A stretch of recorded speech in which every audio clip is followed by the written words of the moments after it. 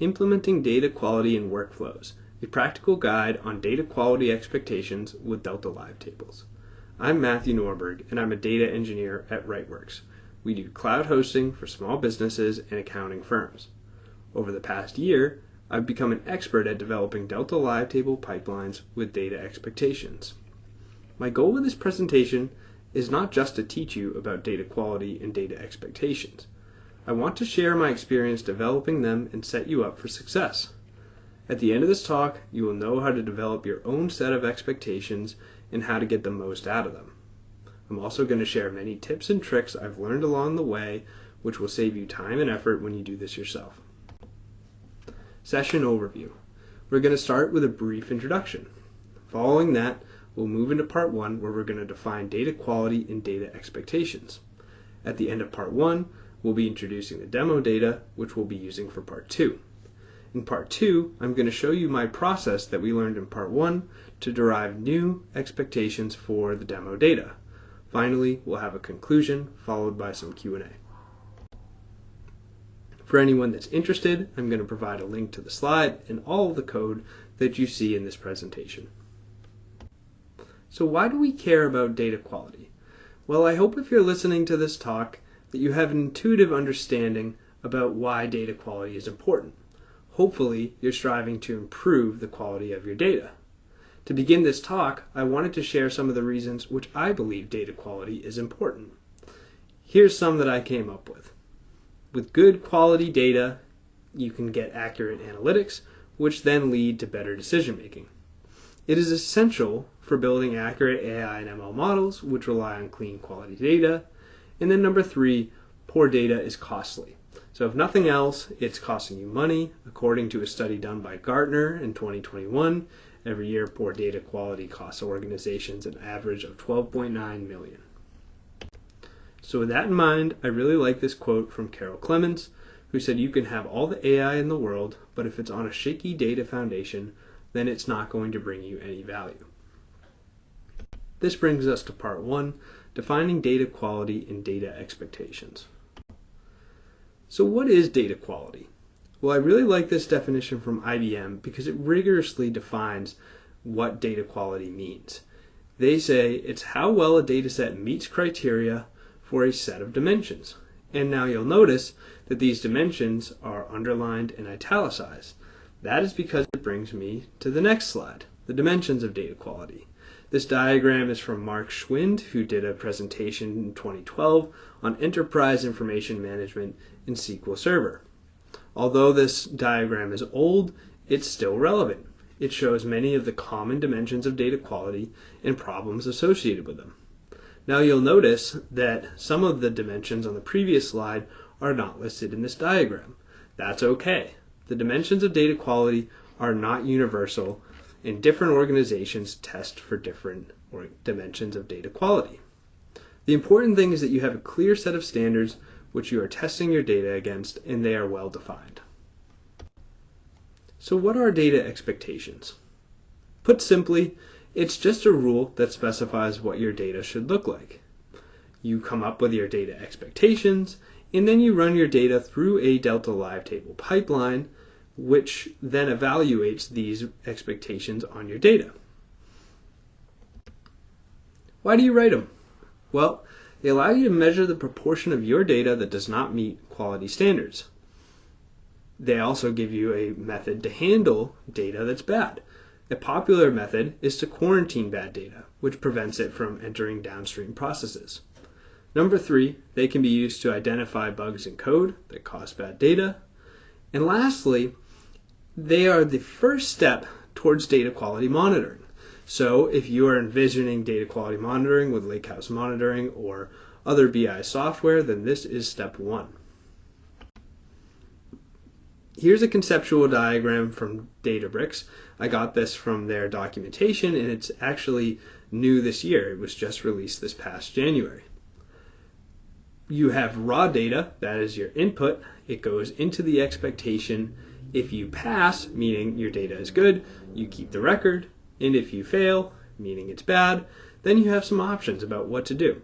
You could warn, and to warn would mean, okay, we're going to move the data along, but we're going to keep track of how much data does not meet the standard. We can drop the data, and that means we are not going to move the data along to the next stage. And option 3, we could fail the flow. So if it's really important that you have good data, then you can stop the entire pipeline the second you see something that fails your expectation. So let's talk about the demo data. I chose to use the New York City taxi data. I chose this for 2 reasons. Number 1, data quality expectations are a feature in Databricks, and this comes with the Databricks platforms. So you all have access to this data, and you don't need to do anything complicated to use it or play with it. Just simply access it via your Databricks workspace. Number 2, it's very simple. There's only 5 columns in the data set, and it's fairly easy to understand what it's saying. So before moving on, I just wanted to point out that although this data looks pretty clean when you first start using it, there are actually some data quality problems. And I wanted to point this out because this is a data set that is used for many tutorials and demonstrations, and oftentimes when you get a data set for that purpose, it's clean. But if you actually look and you do some data profiling, like we're going to talk about later in this presentation, you'll see that there are some problems with it. So on the left, we're seeing negative fare amounts. That doesn't make sense. We see a row where the trip distance is 0 and the fare amount is 0. That doesn't really make sense either. On the right, I'm showing you some zip codes, and many of them are 4 digits. 4-digit zip codes, for those who don't know, are not valid. Zip codes are 5 digits and they can start with 0. You can also see that the zip codes are stored in an integer column, which, because they can start with 0, doesn't make sense. So actually, the data type of that column should be a string. And then on the bottom, we're seeing a row where the fare amount is $52, but the trip distance was 0, and it lasted less than a minute. So what happened there? How did that data get into the data set? So although there are some data quality problems in the taxi data, I didn't think there was enough data quality problems to do a thorough job teaching you about data expectations. So what I did was I created the terrible New York City taxi data set. Basically, I started with the original data set, the trips data, and then I wrote some code to make it even worse. So I did that using user-defined functions and data transformation techniques. As I mentioned before, all of the code is going to be given to you so you can see how I did this. But the 2 things that you need to know is that I added a driver column, which has the name of the taxi driver, and a driver information table to supplement the trips data. The driver information table is going to have the driver's age, the number of years they've been driving, the state of origin, so where they're from, and the phone number. Visually, it looks like this. You see it's the same as before, but now we have a driver column which has a bunch of fake driver names. Additionally, the driver column serves as a foreign key into the taxi drivers table, shown here. So now that I've introduced the data, I can start to show you what data expectations look like. I've given you 2 examples, the SQL syntax and the Python syntax. I prefer to use Python when writing data quality expectations, but I know that people watching this will prefer SQL, so I wanted to give you both options. Now above, looking at the SQL example, the rule name of the expectation is distance example, and the expectation is trip distance greater than 0. Down below in the Python, the names of the expectation are on the left side of the equal sign. These are the keys in the dictionary, and then the value is the expectation itself. So there is a relationship between an expectation and SQL. You'll see that I've written a basic query to find the rows in the taxi driver table where the age of the driver is valid, meaning it's positive, more than 0. And then on the right, I've shown the corresponding expectation. So what does this mean? Well, basically anything that would go after the word where in an SQL query is a valid expectation. But I wanted to put this slide here just to make sure you don't get confused or tripped up. Oftentimes when you're doing this, you're going to find yourself writing queries like this one. Now this query is showing you the rows in the taxi driver's table where the age is invalid. It's less than or equal to 0.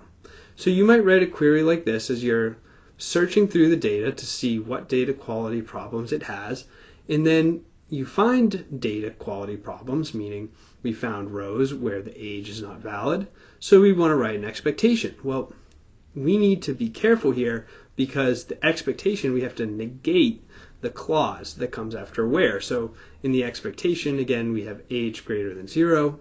So just to reiterate, an expectation should evaluate to true if your data is good and false otherwise. So here's my process that I use to write good expectations. You don't have to use the same process, but if you've never done this before, this is a good place to start. So I would recommend trying this process and then adapting as needed. Step 1, profile your data. Step 2, and this is really the research step, where you talk to business owners and domain experts. In step 3, you're going to document and publish your data rules. And then in step 4, transform the rules to code. So how do I do step 1? Well, when I say profile your data, I'm not talking about doing anything too complicated. A simple select star query can really get you a long way in this process. So write a query that's going to show you the data, and then try sorting the columns. Look for missing values, keep the data quality dimensions in mind, and ask yourself, what are the outliers? Step 2, converse with data owners. It's important to understand the business context about where the data comes from. So as an example, suppose you're analyzing weather data in San Francisco. You might want to set a lower bound on the temperature column. Now, naively, I might say, oh, this should be 0 degrees. I don't know a lot about weather in San Francisco. I'm not from there. I'm from the East Coast. So 0 degrees, in my mind, might make sense. But if I did some research or talked with somebody that knows the data, they would say, hey, 0 degrees is too low. 20 degrees is actually a much better lower bound. Step 3, write down your rules. As I'm doing steps 1 and 2, I'm maintaining a list of all the issues I find in the data. I just write down what I see in plain English, because later in step 4, we're going to translate it into SQL. Now, it's a good idea at this point to share your rules with other people in your organization. So if you use a data governance tool, that's great. You should put them there. Otherwise, a Confluence page or a Google Doc will suffice. Step 4, transform your rules to code. So as I said, basically anything that could go after a where statement is a valid expectation. As an example, let's say your list has the rule, age should be positive and less than 125. This would translate to age greater than 0 and age less than 125. Part 2, the demo. So step 1, we're going to profile our data. So nothing too complicated here. All I've done is show the data with a select star query, and then I've just ordered the trip distance column. Now in the picture on the top, we can see negative values, which are invalid, because a taxi driver cannot drive negative 99 miles. And then on the bottom, we have trip distance values that are so big they can't possibly be right. I look for missing values. I added a filter, driver is null, and I found a bunch of rows where the driver was missing, so this is a completeness issue. And as I look through the data, I ask myself, does this make sense? So this row that I have highlighted here, you see that the age is listed as 7 years old. So that doesn't make sense. You have to be at least 16 to drive a car. Secondly, the number of years that they've been driving is 49. How can they have been driving a car for more years than they've been alive? I would think that if the minimum age to get a license is 16, that there should be a minimum difference between age and years driving of 16. So then this is the research step in step 2. I did some research. I figured out in New York, although you can get a license before 19, 19 is the minimum age required to get your TLC license, which you need in order to drive a taxi. So that we would expect that the driver age column should have values which are at least 19. There's also a minimum fare of $3 in the state of New York, so the fare amount value should be at least $3. And then, as I pointed out earlier, zip codes are length 5 and they can start with 0. So max distance, I googled what are the two farthest points away from each other in the state of New York, and I got Montauk Point and Niagara Falls. A straight line distance between these 2 points is roughly 400 miles, but if you were to drive from one point to the other, it's about 537 miles, according to Google. So I did some math, and you can see my reasoning on the right, but basically I arrived at an upper limit for the fare amount column should be $2,000. Now, that is my expectation, and I'm saying that if the fare amount is more than $2,000, it's likely invalid. Step 3, I write down my rules. So as I said, as I'm doing steps 1 and 2, I would be keeping a list of all the things that I see, and I haven't been showing you the list on the sides of the slides. So I wanted to take a couple slides to show you how I would write down the rules. Basically, I split them into 2 categories, basic and complex. Basic rules are what I consider to be easy to translate into SQL. It's trivial. Complex is where you need to think outside of the box and do something fancy in order to translate your rule in English to an expectation. So here's our basic rules, which we've seen over the past few slides. Our trip distance should be between 0 and 400. Fare amount should be between 3 and 2,000. Pickup and drop-off zip codes are length 5. The taxi driver field is filled out. The age cannot be greater than the number of years they've been driving. And the drop-off time cannot occur before the pickup time. And then I have 2 complex rules which I've listed. The state column should represent a valid state in the United States, and driver values should be unique in the driver table. So before I show you how to translate these into expectations, think to yourself, how would I determine if a string that somebody entered into a database is a valid state in the United States or not? And how would I know if a driver is unique or not? So step 4, transform the rules. These are the basic rules. I have the rule that I've written down in English on the left, and on the right, the rule, the corresponding SQL statement. And now for the complex ones. So this is the driver uniqueness test. Here's how it works. On line 14, we have a subquery where we are counting the number of times that each driver occurs in the driver table. So we count the number of times they occur, and then we join that back onto the original table. What does that do? Well, that creates a new column called num driver entries, and our expectation now is that num driver entries is 1. If it's more than 1, then we know that the driver appears more than once, and we have a uniqueness problem. So there's 2 important takeaways that I want you to have on this slide. Number 1 is that by doing a little bit of a data transformation technique, we're now able to test for something that's not trivial. Number 2 is that the data expectation is applied after the SQL is done. So otherwise you would have an error because the original data does not have a column called num driver entries, which lists how many times the driver occurs. Reference table techniques. I had asked about state validity earlier. I had asked, how do you determine if a state is valid? And I do it with a reference table. So you see there's 2 columns. The first column is the state, and then the second column is the state abbreviation. Now, similar to before, we're going to do some data transformations and some joins. So the first join on line 15, what we're doing is we're getting all of these states from the reference table, which we know to be valid, so we're renaming it as valid US state, and joining it back onto the original table on driver state is equal to valid US state. Then in the next subquery on line 21, we do the same thing, but with the state abbreviation column. Our expectation becomes valid US state is not null, or valid US state abbreviation is not null. So why did I do it this way? This method that I've done allows people to enter in states in one of 2 ways. You could write Massachusetts, and that would pass, or you could write MA, and that would pass too. This is an example of a loose expectation because it allows more than one option. We will talk about loose versus strict expectations later in the presentation. So the results. I've written my expectations and I've ran the data through a Delta Live table pipeline. Here's what I have now. I have two tables which end with _DQ to indicate that they have data quality applied.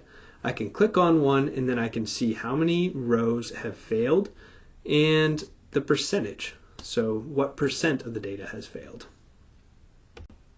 What now? Are we done? Nope, we still have more to do. So the first thing we need to do is check our work. We need to look at the data that passed the expectations, meaning the good data. We want to check to make sure that data quality issues is not still in the good data. Similarly, we want to check the data that failed. We want to make sure that good data that's quality did not accidentally fail the data expectation. So this is a way of QAing and testing our work. Essentially what this means is that we need to engineer a way to see the results.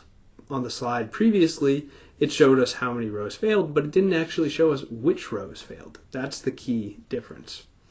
So option 2, we need a way to optionally quarantine the failed data.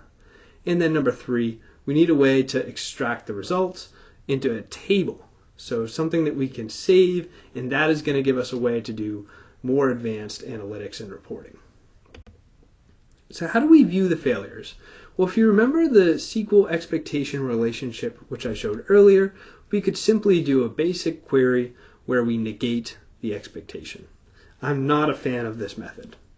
I have this here to show you that there's a better way. There's 2 reasons why I don't like it. Number 1, I think it's tedious.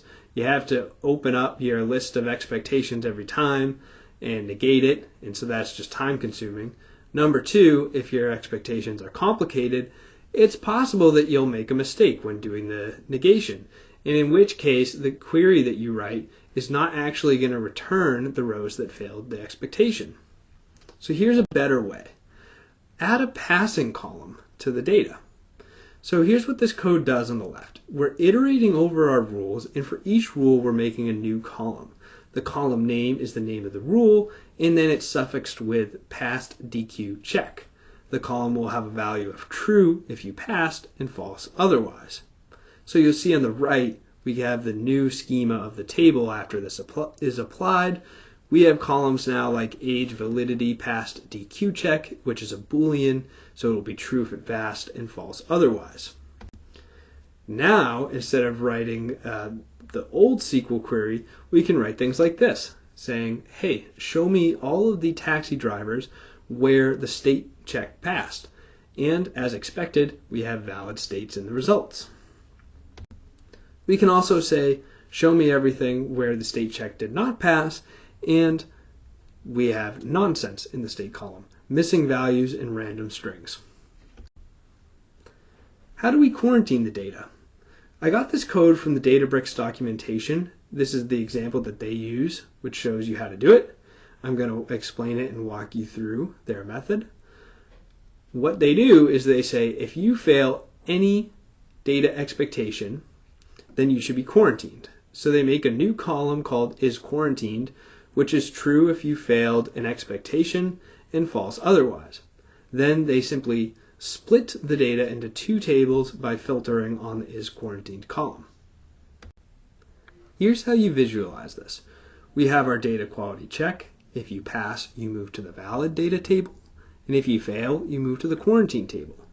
What I like about this diagram is that after you end up in the quarantine table, you go to a review and fix state. After being in the review and fix state, you go back to a temporary table where the quality checks are applied again. Now this is different than moving you straight to the valid data table, and it's a subtle but very important point. You go to the temporary table and then the quality checks are applied again. This means that data in the quarantine table could go through the quality checks and end up in the quarantine table again because it failed a different data quality issue. So the results from doing this, I took their code that I showed you a couple slides ago and applied it with the New York City taxi drivers. I created a table called valid drivers, which only contains the drivers that passed all of my checks. And when I look at the data, I see yes, this looks fairly clean, the drivers are there, ages and years driving makes sense, the states are valid, and the phone numbers, I allowed them to enter in several different formats, but they're all reasonable. So how do you quarantine a subset? Instead of quarantining if you fail any one of your data expectations, let's say you want to quarantine if you fail one or two. Well, the way I do it is I use those columns which I showed you how to create earlier. So in this example, I'm saying if you fail the age validity or the state validity, you should be quarantined, and otherwise you're good to go. You should go into the valid subset. Visually, this is what that looks like. We have our taxi driver table. We apply all of our data quality expectations, which gives us our new columns, determining if you pass or fail. And then we split the data based on the age validity and the state validity. Just to show you the results, if I select from the quarantine subset, these first few rows, they have valid states. But remember I said you could be in the quarantine table if you have an invalid state or an invalid age. So the ages on the first few rows are all too high. What if I want to see the rows in the quarantine where the age is okay but the state is good? Then I have to just simply add a filter and say where the age validity passed. And here we have the valid subset. So remember that I'm saying in this example you're valid if you pass age and state. So you can see like the phone number column, there's a missing value. So this is not to say that there's no data quality problems in this example. It's just that the states make sense, they're valid, and the ages are reasonable. So then number 3 on my list was how do we extract the results in a table? So don't get too bogged down by this code. I have this here so you have it because I would like you to take this code and use it yourself. All you have to do is change line 6 to be the ID of your Delta Live table pipeline. But what this is doing is it's querying the event log, and then it's getting the data quality results.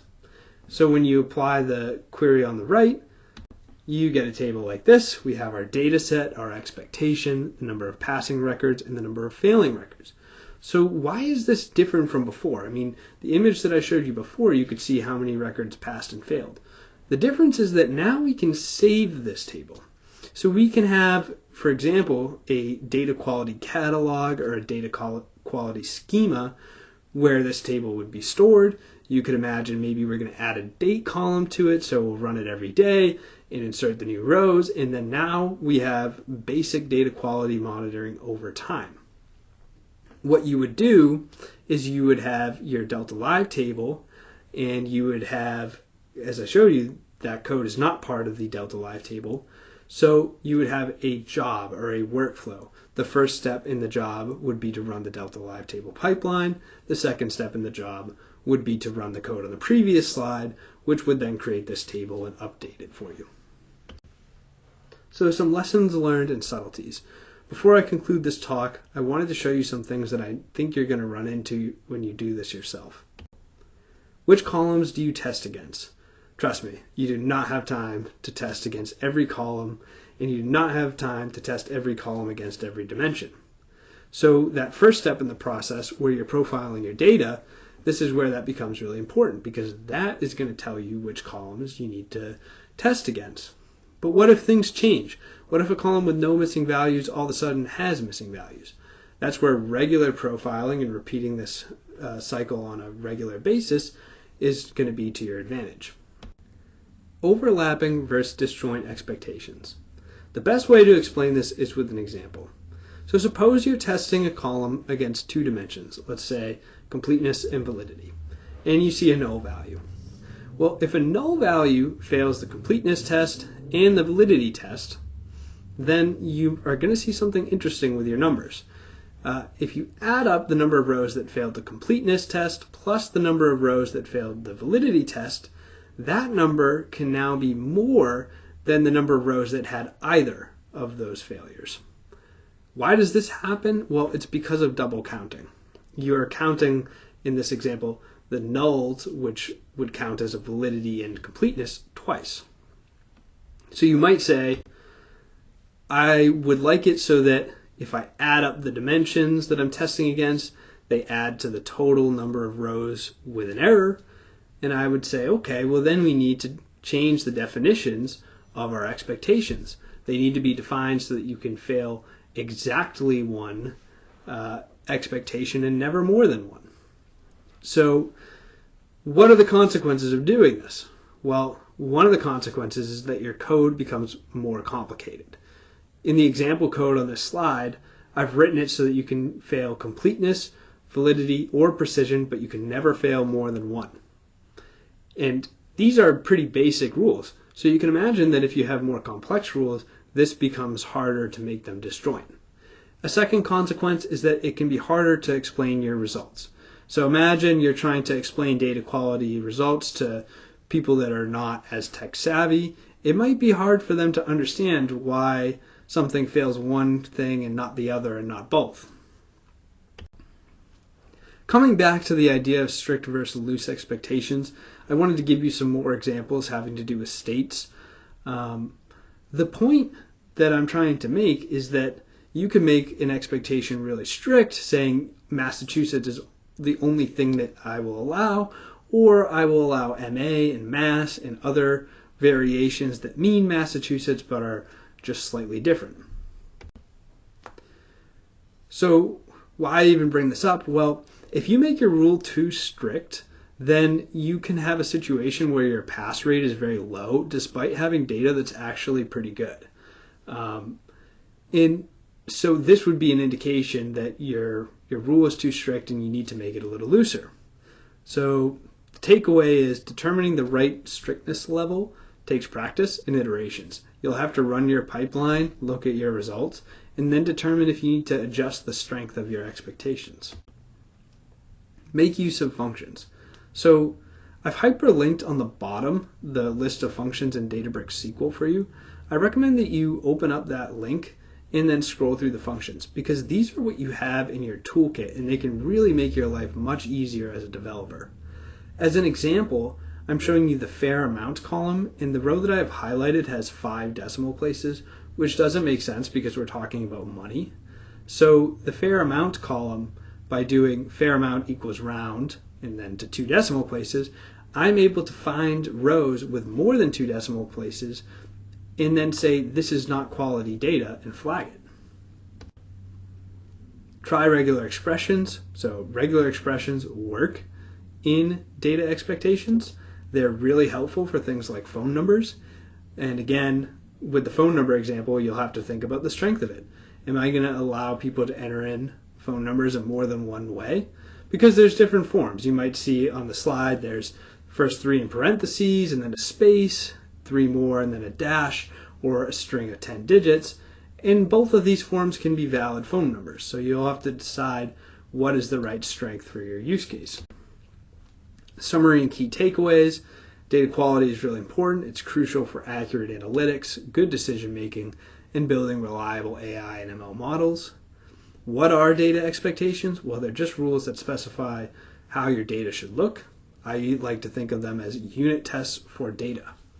What are your steps to write them?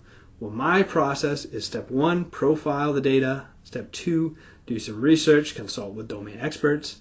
Step 3, document my rules. And then step 4, transform into SQL. And then the last thing that I want to leave you with is don't expect that you're going to go through this 4-step process once and be done. Expect to have to iterate over the 4 steps multiple times. It's going to take you a few iterations to get this right and get to a point where you're happy with it. This is where I would go to Q&A and then thank viewers for attending the presentation.